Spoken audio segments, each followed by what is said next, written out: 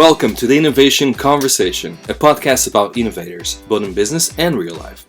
Hosted by myself, Ricardo Pascual, and Harry McDonough. This podcast is also sponsored by ODEF Tech. ODEF Tech is your premier software development partner. Make sure you check them out at odev.tech. The podcast is also sponsored by Notion.so. Notion is offering 6 months for free for new users. Make sure you check out our website, thestartupevents.co.uk, to redeem this offer. Hi, and welcome to another episode of the Innovation Conversation. Today we are joined by Gonzalo Martín Rocañin from Spain. Gonzalo, welcome to the podcast. Oh, thank you. Thanks, Ricardo, for having me. Gonzalo, would you like to introduce yourself to the audience, please? Yeah, of course. Gonzalo Martín Rocañin, and from Spain, and I do innovation consultancy for over a decade now. I'm only working for small and medium enterprises lately. Of course, we're doing open innovation with corporations, and also with my PhD on innovation and strategy at the University Complutense Madrid. Interesting. I'm always curious, how do you find the Spanish ecosystem overall? Well, it's evolving. Some would say that it's a mature ecosystem from my perspective, because every time I do a strategy for companies, there is this conception that all companies are in a mature phase of their life cycle. But I guess in this case, regarding entrepreneurship, I think the ecosystem is quite in an introduction phase, even if it's over 10, 15 years that it's going on. I think, and I guess that there is still more work to do, specifically in terms of more people or younger people jumping into the train of entrepreneurship. Because on the one hand, the administration are doing their best and creating their vehicles, but there is still a need of junction and work together and fit all these vehicles between innovation, academy, big corporations and startups, and the young guns that are coming in. And what do you think are the main roadblocks in Spain for launching your business? To be honest, I think that it's this big conception that startups are only about technology, and that on the one hand, and on the other, you can see it from the kind of programs administration are starting to run and all focus basically on technology. And on the other, there is this misconception that no one can innovate or start up. I mean, I think it's something cultural, and we are, as a country, as a democracy, are young yet, with only over 40 years, and there is still a lot of things to catch up with, and entrepreneurship is one of these things that we need to catch up. Interesting. You know, when you look at other markets, do you think they're more competitive when compared to Spain, or they're pretty much in the same scenario? What do you mean by competitive? What I mean is, for example, I understand that for you to launch a business in Spain, you actually need to, I think, pay almost 6,000 euros to launch the business or something like that. Yes, because yeah, which is quite a big barrier for entry. Now, when you compare that with UK, for example, where creating a company literally costs you £14 and then you can set up a bank account and, it's very easy to start trading. Do you find that Spain could actually be easier, that they should make it easier, or there's a reason why it's so complicated? Everybody says it should be easier. That's a common thing. But, I mean, it's not about that you need to put upfront 3,000, but you don't even need to put them into an account. You only need to compromise that you will, to some extent. And even if there are barriers, what I think there is a lack of culture on the one hand, but culture generally speaking, but also there is a lack of knowing those techniques, those artifacts that are used within the entrepreneurial field, and put them into work easily. So, of course, I'm talking about design thinking, lean startup methods, but we need to use them not from an academical perspective, but put them into action. And I think this is not so broadly distributed, this kind of knowledge. So this is, from my perspective, the main barrier.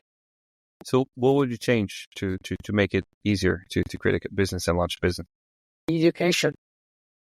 But for sure, education. I mean, at the uni, it's something that I got perplexed because I'm teaching startup companies. And I got perplexed because I didn't think that at the public university, we were able to have this subject overall. It's from this educational perspective because we only do this in management, but we should extend it into other disciplines as well, especially those technical disciplines, those so-called STEM, which is so in fashion right now.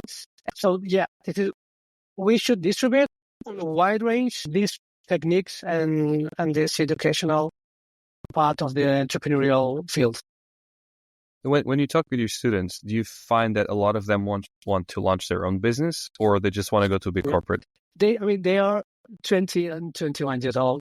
They don't have a clue about what to do next. That's reality. And when I ask them about, okay, who wants to be this is first day question.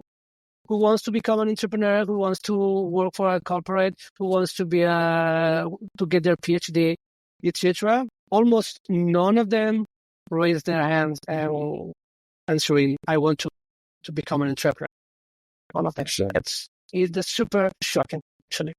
But why do you think that is? Because I would assume that being your own boss and launching your own business is better than any other scenario.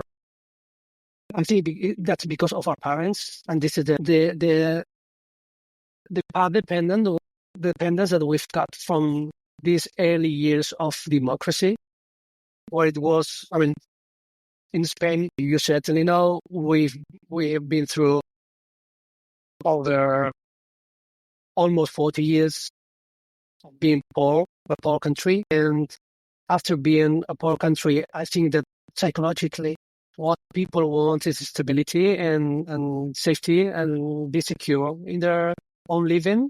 So working for an administration or working for a big company, it's something that gives you this ease of mind. And we are now transitioning into this new approach that hopefully our children and my children will have in 20 years from now. Interesting. Okay, that's actually a bit concerning. I would assume that most people be interested in launching their own business, especially in uni, because you're full of ideas and you want to take a lot of risks, not play it safe. Yeah, Ricardo, it's astonishing. And there's another point that when I ask if they know what sustainable company is or sustainable strategy is, they don't have a clue, actually. So they don't know what it is. It's very different from the reality I'm finding in some other European countries where people actually want to launch their own business. And I remember when I was back in uni, one of my pet peeves was I kept on having all these business ideas, but there was no one to talk to them about and no one, to actually grow them. So that was actually, I wish I had you as a teacher back then, because that would have made a huge difference. But that's quite interesting. But what can be done to change that overall? Like, is this because it's a very, deep problem, isn't it? Very complex problem. Yeah, I think and as complex as it is, there is a need of different actors playing, and in order to transform, make this systemic change. So on the one hand, the administration, they need to create those vehicles on the one hand, but I don't think that's the most important thing.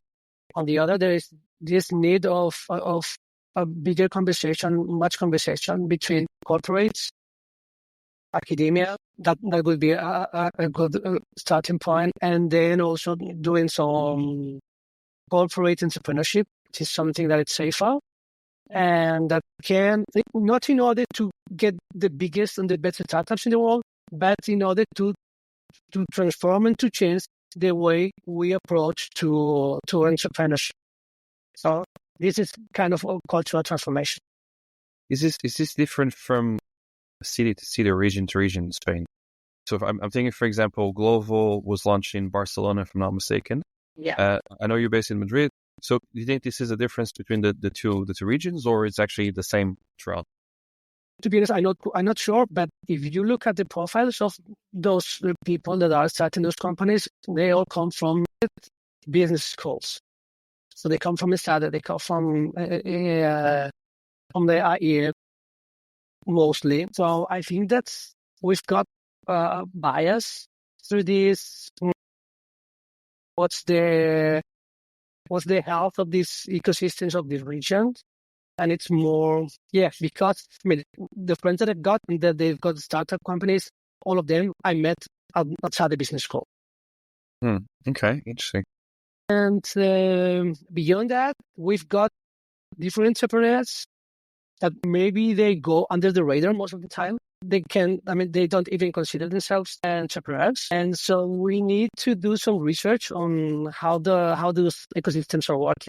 And so far, I haven't seen, maybe it's my fault, but I haven't seen research on this topic about what's the background of every one or every single entrepreneur that we've got in the ecosystem. I was just about to ask you, what about investors? Do you think investors are only investing, I guess, in people with a really nice profile, or are they willing to take a risk, at least in Spain? As they all say, and I assume that you've got in your podcast a bunch of them, because one thing is what they say to general public, and the other thing will happen inside. But it's true. From what I've witnessed, they bet on people, they bet on the CEO, and the rest is history. Interesting. No, because this also limits, I guess, your ability to launch a business in the first place, especially if you're coming from a disadvantaged background where you might just have a great idea, you might have what it takes to launch the business, but then your CV will not say you've been to a nice university. You might not have those connections. So that might be, I guess, a roadblock to success in some way. To scale up for sure, not to start up, because you can start super small. Mm-hmm. And if you've got traction, you can start talking, you can join the conversation. But I think there are those different stages, and in order to scale up, as your background, I don't think that is that important. But in order to start up, I get that the business are moving, at least the ones that I know, with gut feelings, and if they know the background and they trust the CEO, okay, let's bet on this one and see what happens next. Do you think that the government is doing enough to promote this type of economic growth? If you're running for a politician, you need to be careful of this question. I'm assuming you're not, so that's why I ask. They never do enough, but I mean, they're doing their best. And as far as I know, they're doing their best. But there are also different interests. There are different stakeholders, and everyone has their own interest. And I don't think this is, regarding entrepreneurship, the administration, what I think they need to do is to create this ecosystem. On the one hand, that's it. It's something different if you talk about sustainability, where the most important driver should be, and it's the administration. And that's what it is. Nice, how it should be, because the government needs to take care of the public goods. But when it comes to entrepreneurship, and as there are different stakeholders working on this matter, they just don't need to be a pain in the neck. That's it. They just need to build the ecosystem. I think that's how I see the role within all this big theater that we are. What about banks? Because you have quite gigantic banks in Spain. Again, banks, they've got their own interests. They've got their shareholders. And what they're doing is, on the one hand, we are witnessing this at least in Spain, that banks are buying other banks. So this oligopoly is becoming less and less big than it was years ago. So having said that, they are running new branches, new business units, new brands, trying to support entrepreneurs. I'm not quite sure what their final goal is. I don't know if they are acting as a VC, as kind of VC, or they are just using it as a communication tool. Well, to be honest, I would say the second one, but I think there's a mix of the two. So banks, once again, they're not. Their scope is to I lend you money if I am sure that I can have it back within some years. So don't put too much pressure on people or actors that they don't need to suffer this burden, because it's not something that they're business is about. It's interesting because many years ago, almost a couple of decades ago, I was trying to launch a business in Portugal, and the bank asked for some financial guarantees. And the financial guarantees, had I signed the contract, would be much higher than any risk the bank would actually be taking, to the sum that I was asking for in the absolute numbers, 100K. And they wanted the financial guarantees of 500,000. And I'm like, well, hold on, guys. As a business person, if I was to sign this, I'll be the worst business person in the world. And you as a lender should actually be concerned with my ability to assess risk and stuff like that, because it doesn't make any business sense to even do this. But yeah, those were conditions back then, which were not beneficial to start any business, really. Yeah, totally agree, Ricardo. I mean, it's something that we are facing every single day, actually. Yeah, it's a big thing. What about the legal system? Is it easy to navigate around that in Spain? Is it quick or not really? The legal system, in terms of all the procedures that we need to do in order to start our company, I think that are pretty much streamlined. But there is a lack of legal counsel within most of the companies. Lately, I can imagine the reason behind that. I mean, the startups are not a big customer for a legal company, or at least for most of them. But what I've witnessing lately is also that we need, and startups and companies alike need, legal advisory on reaching funds from the European Union in order to innovate. And this is something that there is a super big lack of information within companies, the big ones and small ones alike. And that would be something that could help companies. And now that I'm putting in towards this thought, I think that's something the administration should take care of. Or help them to reach funds more easily. Do you think there's a bigger dependency on funds versus other markets where the dependency is actually on investors and finding the right investors? And I'm trying to compare between Spain and also Portugal and a bunch of other EU countries, compare with the UK, where they don't have access to those funds, but they go over to investors and invest and say the same thing. Hey, we need X amount of money to grow the company in this direction, and we're going to get, Y in revenue. Whereas in here, you just go to, trying to get government support and stuff. Okay, every country has their own resources. So if there are countries that they don't have this kind of resources, that's their reality. And so it might be changed accordingly. But if we are in a country that we've got those resources, we need to use them in order to create those capabilities that can help the companies to thrive somehow. Do you think people are too dependent on that? I don't think they're dependent on that, but there are slack resources that we are not using.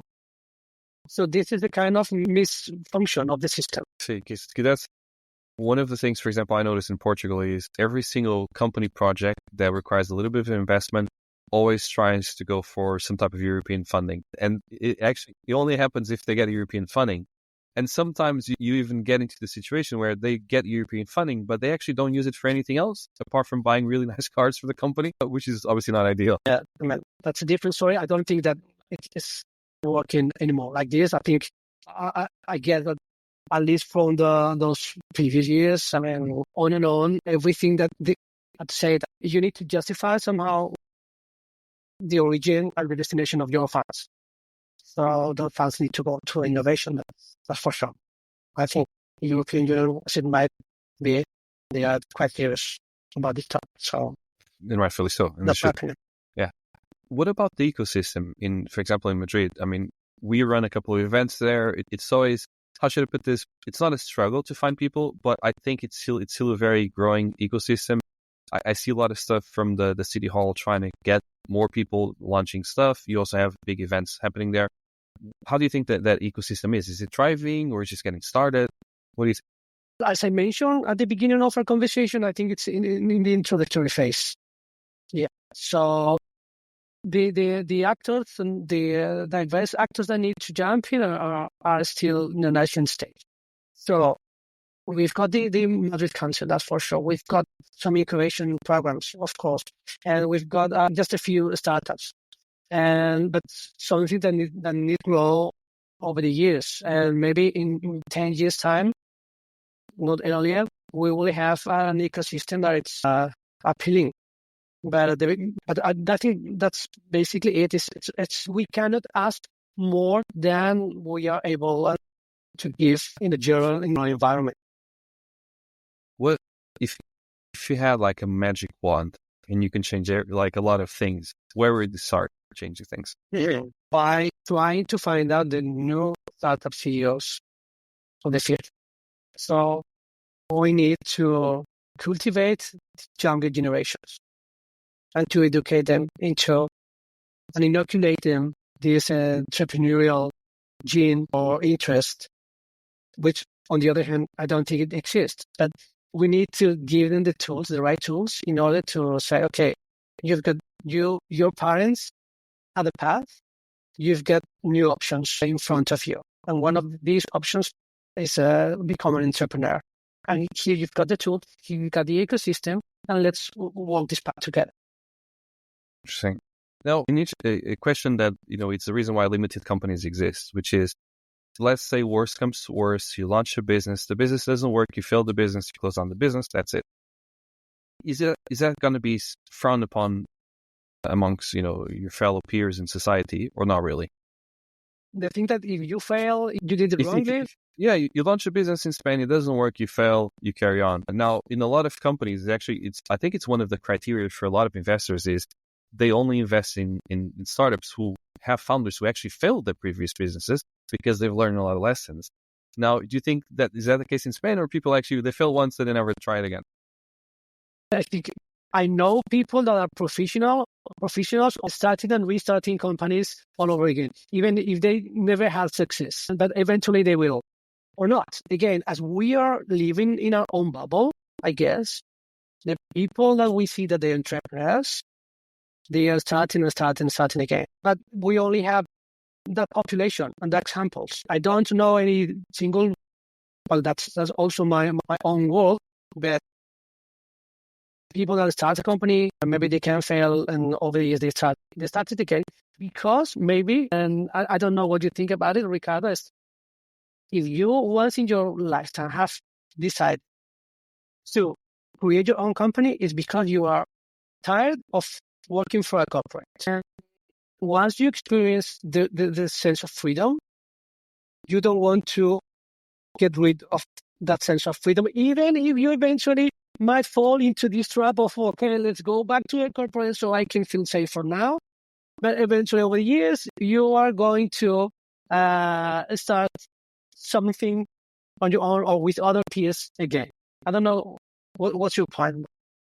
I know I'm becoming the host of your podcast. No, but that's the thing. It's the way I see entrepreneurs and the more people I talk to is you're not going to be right all the time, and that's fine. It doesn't mean your idea is going to be successful, and that's also fine. But you keep on trying until you achieve your goals, and that's what matters. And that's what's going to make a difference between being an entrepreneur or being someone who tried once. And that's why I was asking, is it frowned upon among society? Because everyone I talked to who has actually made it to a point where they became millionaires, they all said, yeah, I failed 5 or 6 times before I found something that worked. And they just take it as part of the game. It's the same thing with, I guess, relationships. You're not going to, depends on who you are, but most people don't marry the first person they kiss, right? They kiss a couple more to get to that stage. So yeah, that's the way I see it. Yeah, and also I think there are different goals among the entrepreneurs, even if they are not aware of them. On the one hand, we can see some of them that they see this as a new exercise, a new academic exercise, or just to prove themselves and to see what happens when you start to run your own business. On the other, there are people that, and I think those are the most successful of them all, that they start a company because they want to become rich or millionaire. Their focus is on achieving that goal. And there are others that you do it because you are feeling or you are having a bad experience within the corporate world, and you want to test what freedoms look like. So there are different kinds of goals, different kinds of how to measure success, and I think that's something that we could explore in the future as well. Interesting. What do you think? Because Spain obviously, had a gigantic empire, so did Portugal, but you also have a lot of immigrants coming in from Latin, Spanish-speaking countries. Do you find that they are more more willing to take risks to launch their own business overall? My wife is Argentinian, and I've got tons of friends from Colombia as well. And there's a big difference. Also, I don't know if we are biased with the population that the people that we're with, but the Colombian and Argentinian people, they are super entrepreneurial. They've got super entrepreneurial spirit. They are super used to start business units in their home countries. But it's something insane. Because my wife, for example, when she was younger, along with her sister, they got a business of celebrating birthdays for the parties. And this is something very usual there. And there's also very usual to cook for others. They cook the cakes and they cook meals for parties or for gatherings. And they also do refurbishment of furniture, and they sell what they've got. I mean, this is something that it's in their DNA.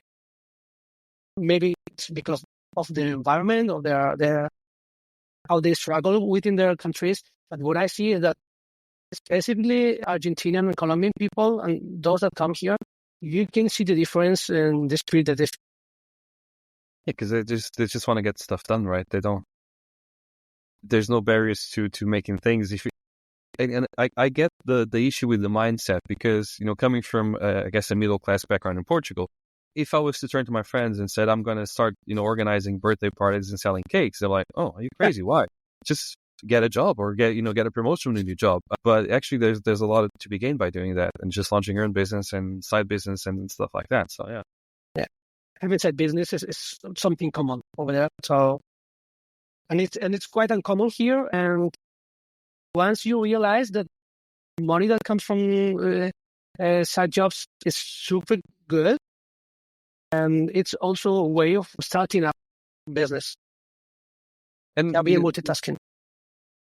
Do you think that by bringing that spirit back to Spain, do you think that they've kind of brought a lot of momentum to the economy and a lot of momentum to the ecosystem, saying, hey, I'm coming from Colombia or Argentina, I've run businesses there, I want to run a business here as well?